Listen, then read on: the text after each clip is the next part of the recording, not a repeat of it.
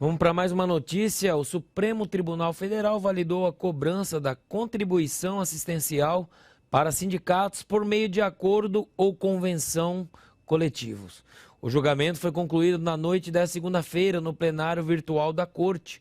Na decisão, por 10 votos a 1, os ministros determinaram que a instituição da cobrança deve ocorrer desde que seja assegurado ao trabalhador o direito de oposição. Rodrigo Constantino.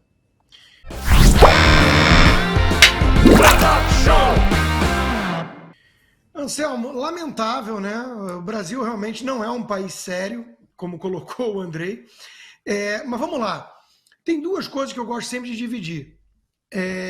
Eu vejo muitos debates no Brasil não fazendo essa divisão. Por exemplo, o STF decidiu um negócio em relação a drogas, um negócio em relação à caça, um negócio a armas, um negócio em relação a aborto. Aí o cara vai lá e fala assim, eu gosto ou não do resultado? Eu gosto, então eu aplaudo, legal. Eu não gosto, então eu critico. E dane-se os meios. Bom, para mim os meios importam, porque é assim que você abre a porteira para passar a boiada toda. Então, a democracia não sobrevive se tomar conta do Estado significa você ignorar totalmente as leis e fazer o que você quiser. Isso é arbítrio, isso é exercício de força, não de direito. Então, para ter uma democracia que mereça esse nome, você precisa ter o império das leis, o caminho, a divisão tripartite, idealizada por Montesquieu no Iluminismo. Você precisa ter essa divisão. Então, eu não vou nunca comentar uma decisão do Supremo, se eu gostei ou não, antes de falar do meio. O Supremo Tribunal Federal não é um legislador. Ele vem usurpando funções do Poder Legislativo. Isso é gravíssimo e o Congresso tem sido passivo, principalmente na figura do presidente do Senado e do próprio Congresso, senhor senador Rodrigo Pacheco. Então, esse é o primeiro ponto grave. Agora, vamos lá. Esse é um Supremo Tribunal Federal, essa composição atual, eivada de visão política, partidária e ideológica. E olha, quem diz não sou eu. Barroso vai lá e confessa. Nós derrotamos Bolsonaro. Diz isso para um público de extrema esquerda, né? Então, é uma turma que quer empurrar a história, de novo, né? Barroso. Ou que vira para um sujeito que fez pergunta legítima. E o código-fonte perdeu o mané numa mola. Por acaso, todas essas falas foram do mesmo ministro. Mas veja, eles querem empurrar a história na direção do que eles entendem como progresso. E eles acham maravilhoso ter o imposto sindical. Só que o Brasil legislou sobre isso. Houve uma reforma trabalhista.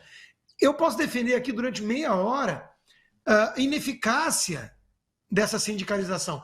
Eu vivo num país onde menos de 10% da mão de obra é sindicalizada, porque é voluntária a sindicalização. Pergunto a quem está nos assistindo, vocês acham que o trabalhador americano, na média, está precisando de uma ajudinha de um STF brasileiro ou de sindicatos, de pelegos ligados ao PT, a turma da CUT aqui nos Estados Unidos? Ou, quem sabe, eles estão um pouco melhor que o trabalhador brasileiro na média? Só de largada, eu diria que o salário é 5 vezes maior. E eles não precisam ter férias remuneradas, não tem, não precisam ter vale alimentação, vale refeição, vale transporte, nada disso. Porque, como dizia o economista Modigliani, né? Divide a pizza em 12 pedaços hoje, em vez de 8, que eu estou com mais fome. Poxa, falácia econômica. Né? Ficar dividindo o salário em vários carimbos, em caixinhas, não aumenta o salário. O salário depende de produtividade, oferta e demanda. Isso são leis básicas da economia. Eu estou tentando dar uma aula aqui para dummies, como eles dizem, para leigo.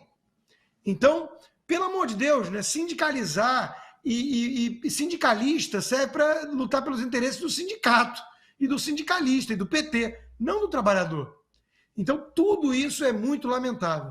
O STF está legislando, usurpando funções do Poder Legislativo e enfiando na marra, goela abaixo do país, a visão ideológica esquerdista que não funciona. Vai dar certo?